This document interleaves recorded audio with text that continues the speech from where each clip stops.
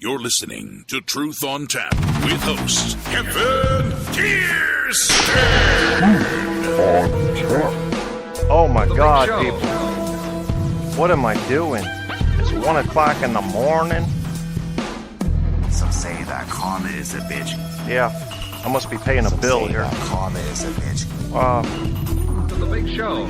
It's the big show. It's always the big show. Okay, so last week I had to travel to San Jose. Yeah. She saw a big show when she stayed at a haunted hotel. And apparently there was Well, an Apple convention going on. I shouldn't have stayed at a haunted hotel. Come on out to the ranch. I didn't know at the time it was a haunted hotel. You know, pat on the back, lady, for staying at the haunted hotel in San Jose, and bless your heart for staying the whole night.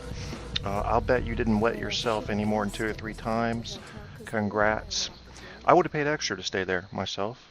I've had to look for 1,000 hours in some haunted woods to see 3 ghosts. Well, 4 ghosts total, 3 incidents. Enough about that. This is Truth on Tap. This is your host, Kevin Kierstead. What I'm calling this episode is the Braveheart Mystery. And I'm going to talk a little bit about Braveheart, William Wallace. It's one of my areas of interest in further back history than this past century.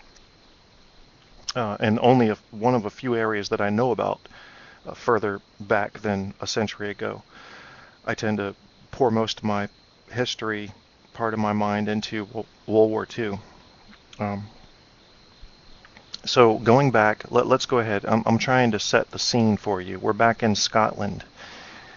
It's kind of a mess. It's almost, they don't know what to do. You know, they don't know who the king's going to be. They've got all these nobles fighting for power. The English quickly see this weakness and step in with their authority. You know, Edward the Longshanks is the new king, and he's decided he's going to show his power. And they basically treat the Scots like dogs. And it's raping and killing and basically enslaved labor. And there's a young man growing up, and he's actually not the way the movie described him. You're going to hear some differences between what you saw in the movie and reality. He was part of a partially noble family. He didn't come up very humbly, but he was on the lower end of the nobility scale. All that is known really about William Wallace, his life, was written by a poet in like the 1700s, I think, called Blind Harry. So, 500 years after the fact, we've got a blind poet giving his best word-of-mouth account of who William Wallace really was. Now, they know he was real. They know that the battles were real. They are a matter of English record. And although Longshanks never really referred to William Wallace as anything more than a thug, essentially, the records show he was a little bit more than a thug. Even if you just look at the claims by the farmers who lent their horses to the army, which was pretty common back then, lent their horses to the army and had to file claims to get paid for their horses because so many were killed in the Battle of Stirling. Which is another example of how bad the Scots wrecked shit at Stirling, and they did wreck shit on a massive scale. They were outnumbered 3-1. They had inferior weapons. They were up on a hillside several days, facing off with the English army, who was up on another hillside, and there was a bridge down below. And finally, after a couple of days, the English decided they were going to cross this bridge, and you could only stand 2 or 3 men abreast. And as you may be aware already, the English were not a strong fighting force unless starting from a basic formation. They were not able to start from a basic formation because when half their men got across, the Scots came a-charging, caught them halfway across. Many of them died from drowning. The bridge collapsed. They were bottlenecked there at the bridge with half of them across, could not start from a formation. They had never been in a formation that stretched them out that thin. And it was chaos. And when you have a big organized force that only knows how to operate in a situation that's organized, which is what they were used to doing, you're not ready for a guerrilla force to come down on you when you're necessarily in disarray, which they had to be to cross the bridge. So smart thinking by the Scots and determination won that war for them at a pretty high cost. And it was the only major battle they would win during that time period. So what are we talking about today? We're talking about the bravery of someone like a William Wallace who went into the Highlands and rounded up support. And there are several stories about why this even started. We'll go over that. But it's about the bravery of him and why we seem to lack that kind of hero in today's world. My first guess, I'd be curious to hear your thoughts about it. If you want to get to me on Skype, I am mr.kevin.kierstead. And that last name is Kierstead. I'll keep an eye on it. I'm not a Skype expert yet. I'm certainly not a Spreaker expert, so I'm still learning all of this. And in fact, I'm sort of building up my show base here, which is why I'm doing my shows rather frequently. But I want to make them count, so we're getting into it. So the common or uncommon heroic nature of a William Wallace in today's society, what can we attribute that to? You know, let's say we bring William Wallace proper into the 21st century, and he is sitting by a subway and sees a guy fall on the tracks. Is that what he does, like the guy in New York did, jump in and save the guy? There's not really a war to fight there. He's done something heroic, shown his bravery for the right cause, but he can't be William Wallace. He could just be a guy who did a heroic thing. Where are the opportunities to be a true hero, an ongoing, huge battle, transforming figure? There really aren't any, not in the West right now. The governments are settled, the people are relatively happy, they're not in a state of flux. And when I say happy, I'm comparing like the American and Canadian and Mexican people to the people of the Middle East, for example, to the people of Egypt. So you might say, nobody's happy. Well, you're not out in the streets throwing Molotov cocktails, so let's call that happy for now. Now, in those areas, yes, there is room for a William Wallace to emerge, and such a thing may just happen. But what he did is they think that maybe someone said something about his father, a guard. As you know, they were being pretty heavily policed in their different provinces in Scotland by these English, I guess you could call them live-in babysitters in these towns. You know, they'd have a garrison of 30 or 40 men, and they'd kind of run the town. And he stabbed one, is what they're thinking. They think he made a homemade knife. They weren't allowed to have weapons. And the guy said something about his father, which he had done several times before, this one guard. And, William Wallace stabbed him in the ribs. Naturally, he had to take off into the woods, into hiding. He went with some of his friends. This is one theory.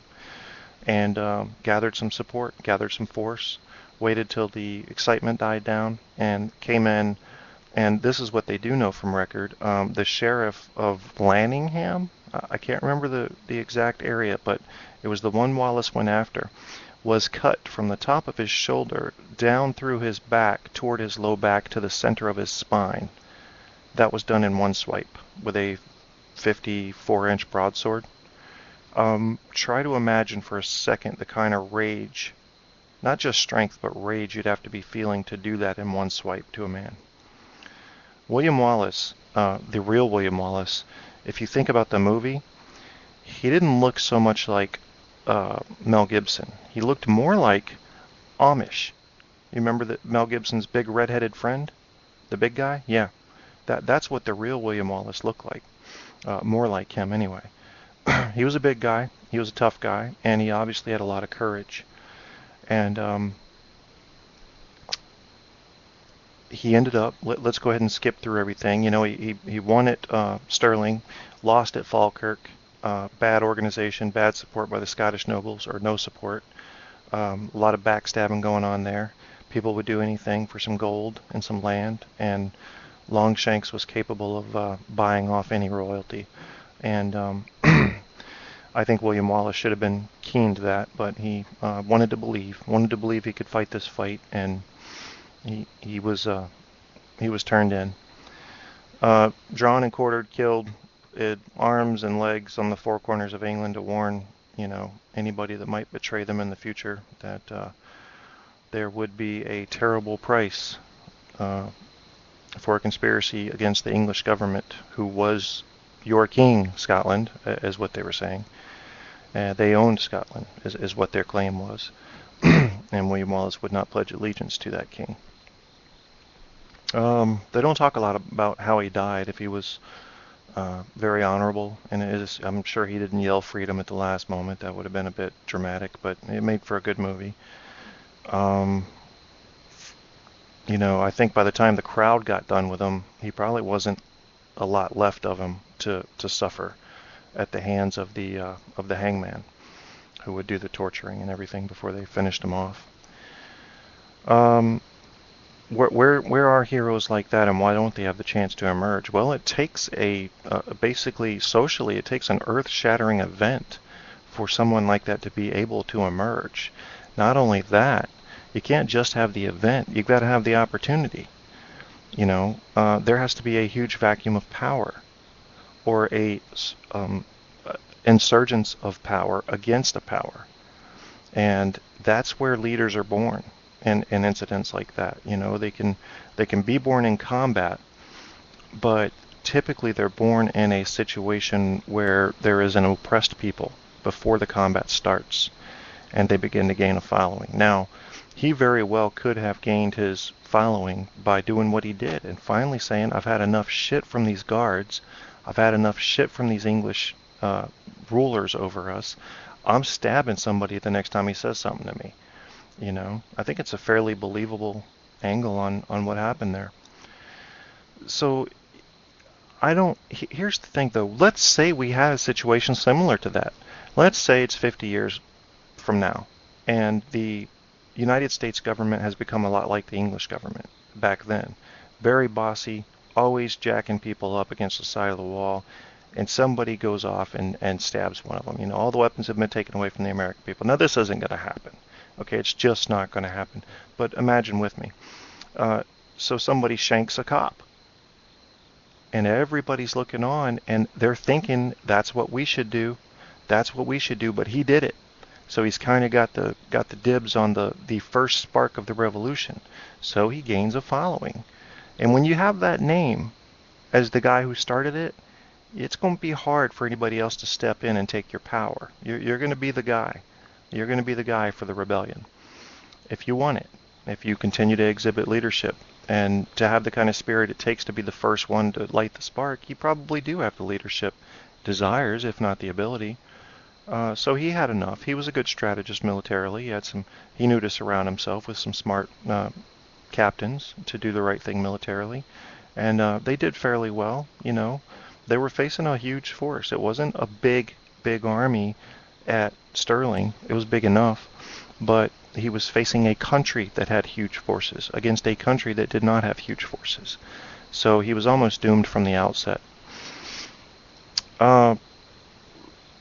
If we had a chance for someone to emerge like that in the West, would they? I'm not so sure at this time. It would take equally drastic suffering to create somebody with enough anger to be that strong. You try to find somebody like that right now in America, and there's just not a situation that can bring it out. Not in that sense. Now, there are heroes every day fighting cancer, and there are heroes every day fighting fires and fighting crimes and fighting the spread of disease. But on an epic scale like that, when you know your life will probably end as a result of what you're fighting, and it's just a matter of days, but you're doing it strictly for the people of your beloved country who have been necessarily mistreated very badly, that's a pretty specific situation that can capture all of your heart and soul and be seen by the traditional person as a true warrior. Whereas these other types of events that require true heroes aren't seen in quite the same light. They're not quite seen with as much fanfare and sparks and flavor. So although there's a chance for a William Wallace to emerge in today's world, it's going to have to come from one of those countries that are in chaos. and the legend will be written and the stories will be passed around. I wanted to talk a little bit more about the accuracy with which the movie portrayed the film. At Falkirk, what happened was not exactly what you saw in the film. Although Scottish nobility did leave, uh, really everybody left except for the spearmen. And the spearmen were formed into what's called schiltrons. And that's where they stand in circles and they have spears aiming in every direction. So it's a very good defense. But the problem is that the English brought with them this time, unexpectedly. For one thing, they caught the guys at Falkirk off guard. The Scottish army had been shadowing the English army as they went through Scotland, razing villages and stuff, trying to get back for what happened at Stirling. And there are otherwise uprisings all over the country. So the English were trying to quell those and really stomp them down into the earth to show, don't do that. They caught wind that the Scottish army was over at Falkirk and wasn't ready for them. So they kind of caught them off guard. They had time to assemble and everything, but all that was really there to fight was the schiltron, the spearmen. So those guys had not fought with the Welsh longbowmen before, and they probably miscalculated their range. So the archers on the Scottish side were not even firing yet because nobody was close enough. Next thing they know, they got arrows coming in. How the hell is that? Well, they got the longbowmen. Maybe they can fire another 40 or 50 yards. So all of a sudden, the schiltron starts falling apart because the arrows are picking it apart. My presumption is that at that point, the archers panic because they're getting hit and they're not even in range to shoot. So now you've got the Scottish nobility leaving. You've got your schiltrons falling apart because they're dying by the dozens as those arrows land. You've got the archers taken off because they're no good. They can't do anything at that point but die. They can't hit anybody.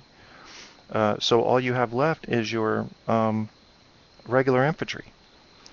And they're shrinking fast, along with the spearmen. So it was a disaster from the outset. It was well planned, I think, by Longshanks, and it ended in a disaster for Scotland. But they would, again, gain their independence. They actually gained their independence a few times over a couple thousand years with England, and I still don't. My impression now is that the blood is still not so good between them. There's this long memory, maybe with all of the interbreeding, and I'm saying that not in a racist sense because they're all white. But you know what I mean, across country lines. Maybe there's been enough of that mixing up where the loyalties are starting to be more toward the entire kingdom rather than the individual countries. I doubt that, though. I think there's a very strong bias from the English toward the Scots and the English towards the Welsh and the Welsh towards the Scots and so on. And even more so between Ireland and the three. So there's always been some kind of infighting there. And even though they're united now, I don't think they're united in a spiritual sense unless someone attacks them. And then any force, becomes united.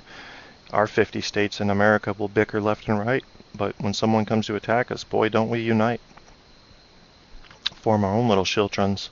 That's what Reagan was talking about when he was talking about, what would it be like if we had an alien threat come from outside of this world?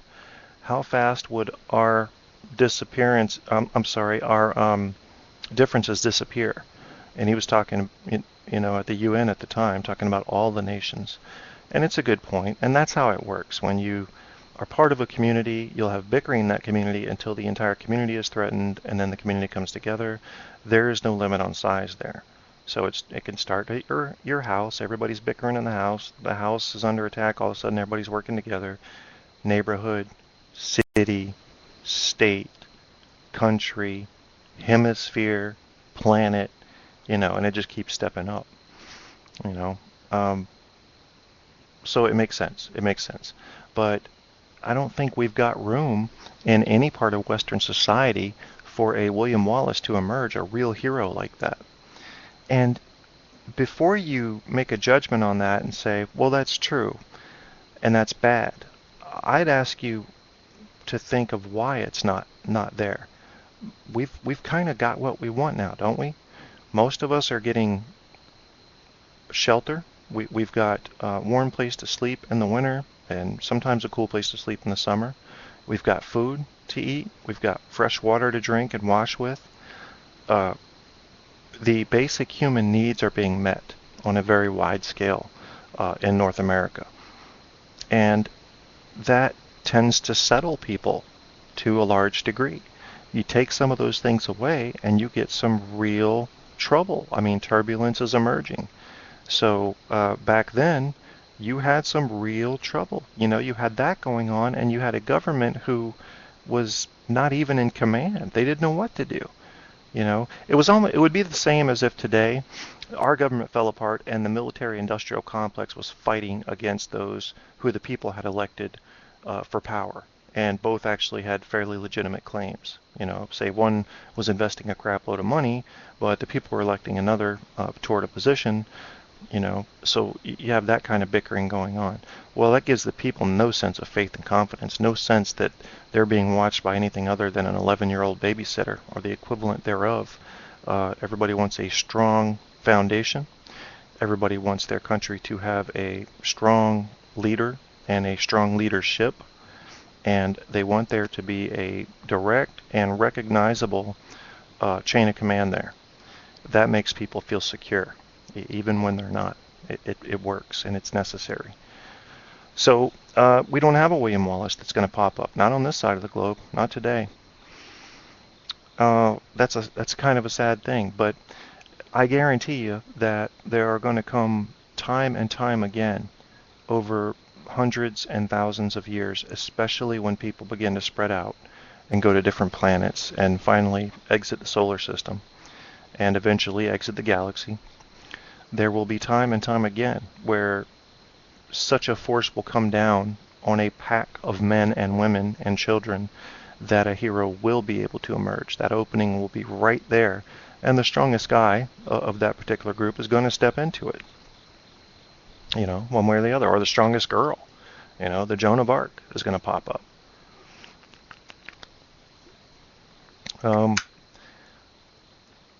There are a few other things that were wrong in the movie. But you can't have a good movie when you have a history that's semi-dry with just a few very great moments in it, which is, you know, it's something worth noting. I mean, when you look at, you know, the face paint and the headgear, you know, and half of the weapons that they were showing that the Scots had, they didn't have. A lot of the stuff they had was homemade. They were very poor, very poor. And they tried to make them look kind of poor and ragged in the first battle at Stirling, which was, of course, not even accurate. But they were even poorer than that.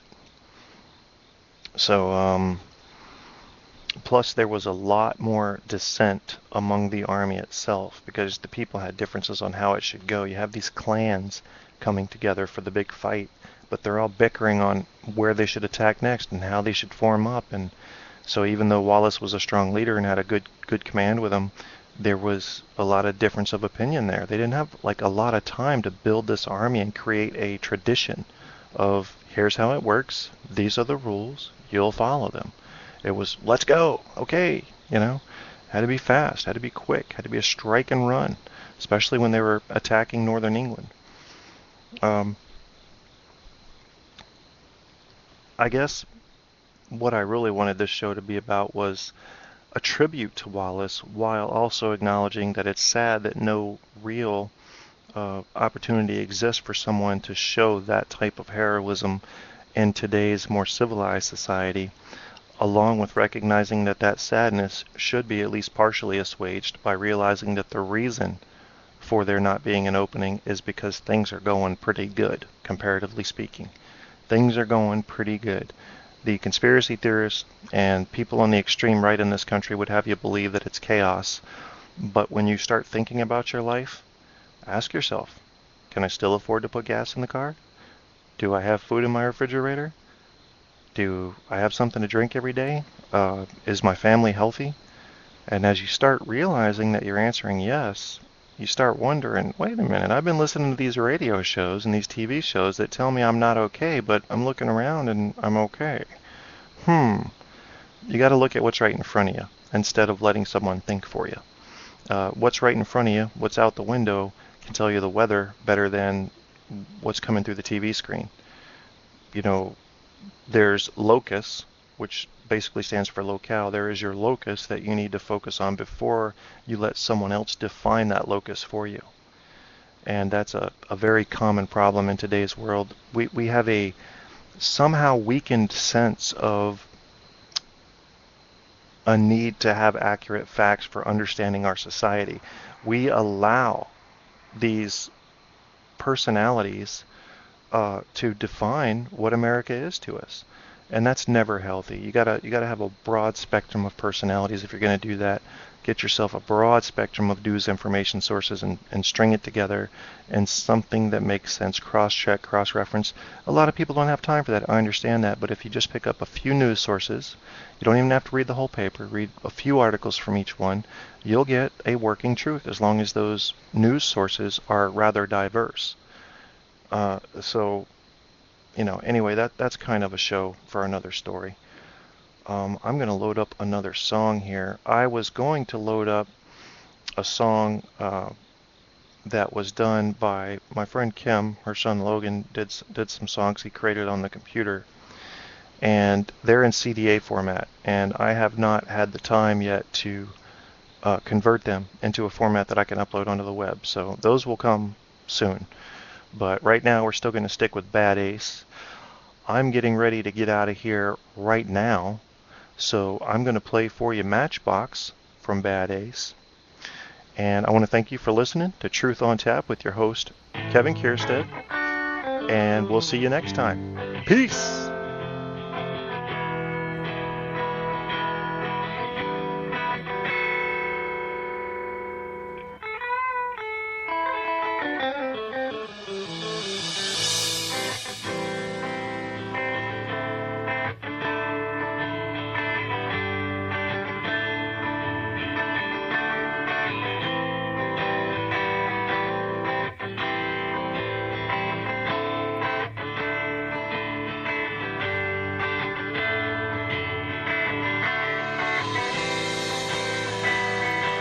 I've got an answer to the question that you asked me some years ago. Do you ever think you're gonna find your freedom on a matchbox floor? I'm telling you now, it's been lonely, it's been cold. I've been selling, I've been sold, but they never did break my love. It's been a long, long ride.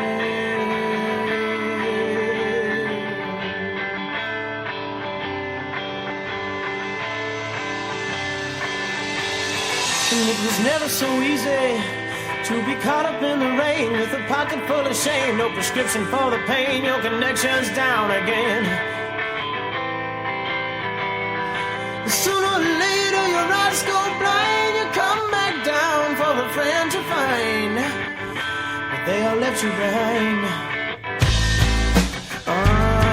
There ain't no profit for pride on the east side. No, no, no, no. And the dogs that leave you for dead on the county line.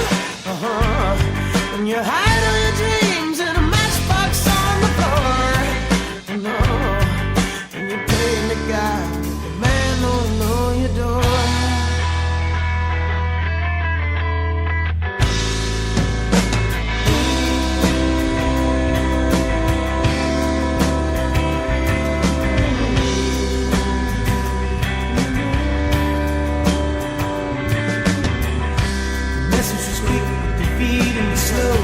Best you'll ever know. So do another one on the floor and beg for more. And did you do your copy searches gracefully? Now you're lowering your flags. And as I bring up the bags,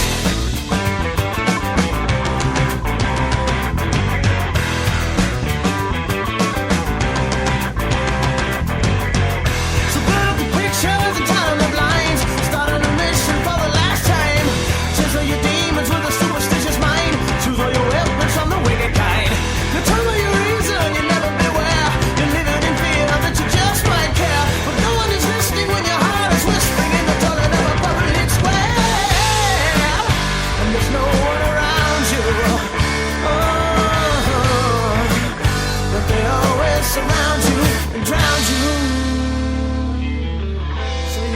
they say.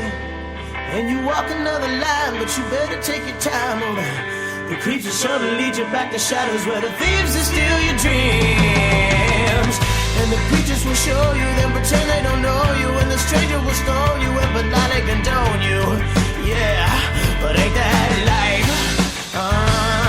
There ain't no profit for pride on the east side. No, no, no, no. And the dogs will leave you for dead on the county line. And you're high